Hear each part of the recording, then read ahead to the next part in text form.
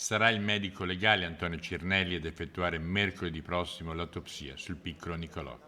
Giovedì pomeriggio il bimbo, di appena 2 anni, era stato portato dal babbo al parco di Codissago, frazione di Longarone, dove la famiglia risiede, per giocare con alcuni coetanei. Come il padre Diego Feltrin ha raccontato agli investigatori, il bimbo avrebbe ingerito un qualcosa che l'uomo ha subito cercato di togliergli dalla bocca. Nulla inizialmente aveva però destato serie preoccupazioni, tanto che padre e figlio sono tornati a casa e hanno pranzato insieme alla madre.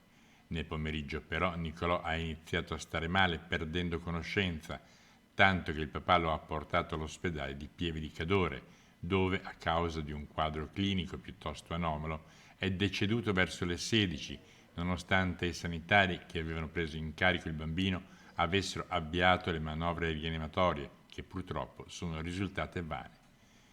Le indagini sono svolte dai carabinieri, che hanno anche verificato se a casa dei genitori ci fossero sostanze tossiche potenzialmente letali. Sul caso il pubblico ministero, Simone Marcon, della Procura di Belluno, ha aperto un fascicolo e disposto tutti i riscontri di rito, tra le ipotesi quella che il bimbo possa aver ingerito dei pesticidi.